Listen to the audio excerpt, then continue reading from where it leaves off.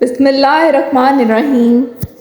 ناظرین، ایک حدیث ہے جس کا مفہوم کچھ اس طرح ہے کہ سیدنا حضرت ابو ہریرہ رضی اللہ تعالیٰ عنہ بیان کرتے ہیں کہ نبی کریم صلی اللہ علیہ وسلم نے فرمایا، میری امت کے تمام لوگ جنت میں جائیں گے سوائے اس کے جس نے جنت میں جانے سے خود ہی انکار کر دیا۔ صحابہ کرام رضی اللہ تعالیٰ نے عرض کیا، اے اللہ کے رسول، بھلا جنت میں جانے سے کون انکار کرے گا؟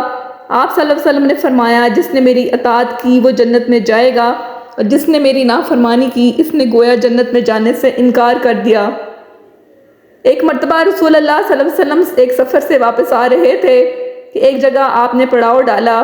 قریب ایک بستی تھی جس میں ایک عورت کا تندور تھا۔ اس عورت نے لشکر کی روٹیاں بھی پکائیں۔ جب وہ عورت اپنے کام کاج سے فارغ ہو گئی تو صحابہ کرام سے کہنے لگی، میں تمہارے سردار سے بات کرنا چاہتی ہوں، کیونکہ میں نے سنا ہے کہ وہ صاحب جمال بھی ہیں اور صاحب کمال بھی ہیں۔ صحابہ کرام اسے رسول اللہ صلی اللہ علیہ وسلم کے پاس لے آئے۔ کہنے لگی، اے اللہ کے پیارے رسول، میں آپ سے ایک بات پوچھنا چاہتی ہوں۔ رسول اللہ صلی اللہ علیہ وسلم نے فرمایا، پوچھئے، کیا پوچھنا چاہتی ہیں؟ کہنے لگی، میں ایک ماں ہوں، تندور میں روٹیاں لگاتی ہوں اور یہی میرا ذریعہ روزگار ہے۔ میرا ایک چھوٹا سا بچہ ہے، میں اس کو آگ کے قریب نہیں آنے دیتی، کہیں اس کو کہیں آگ کے انگارے سے کوئی تکلیف نہ پہنچے۔ میں خود تندور کے اندر آگ میں اپنا ہاتھ ڈال کر روٹیاں لگاتی بھی ہوں اور نکال بھی لیتی ہوں، لیکن میں اپنے بچے کو گرم ہوا کے لگنے کو پسند نہیں کرتی۔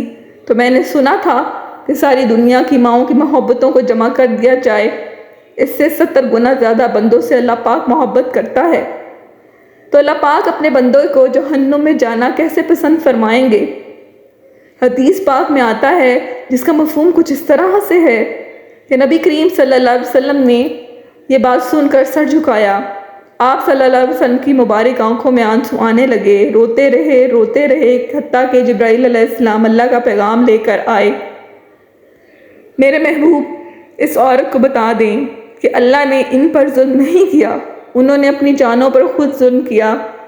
اللہ تعالیٰ تو چاہتا ہے کہ میرا بندہ مجھ سے جو مانگے میں اس کو عطا کرنے کے لیے تیار رہوں، لیکن یہ بات ہے کہ توبہ نہیں کرتے، توبہ کی طرف آتے ہی نہیں، بلکہ رب کی ماننے کی بجائے شیطان کی مانتے پھرتے ہیں اور توبہ کو ضائع کرتے ہیں، بھول جاتے ہیں۔ انہوں نے اپنے پاؤں پر خود کلہاڑی ماری، کیونکہ اللہ تو چاہتے ہیں کہ یہ جہنم اور اس کی آگ سے بچ جائیں، یہ تو اپنے عمل کی وجہ سے ہی جہنم میں جائیں گے۔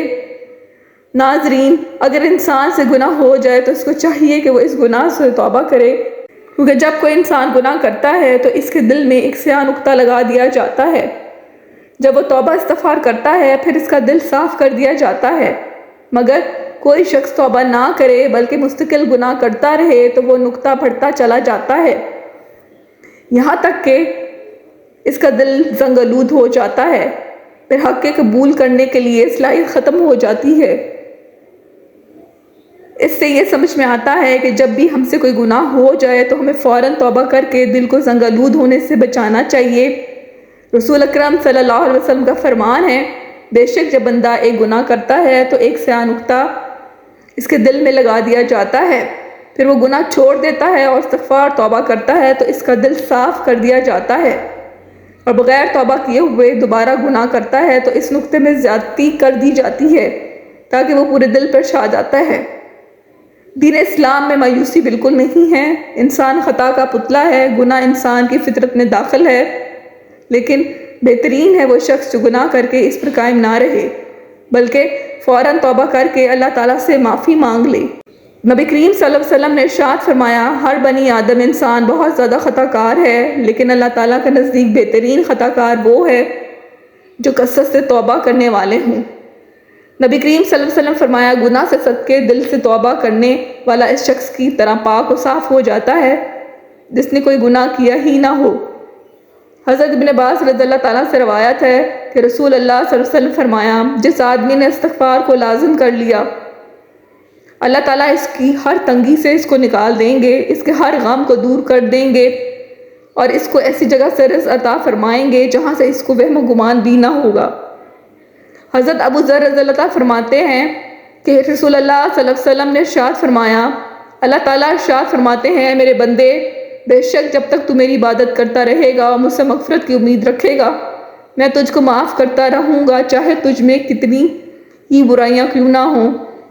میرے بندے، اگر تو زمین بھر گناہ کے ساتھ بھی مجھ سے اس حال میں ملے کہ میرے ساتھ کسی کو شریک نہ کیا ہو، تو میں بھی زمین پر مغفرت کے ساتھ اس سے ملوں گا، یعنی بھرپور مغفرت کروں گا۔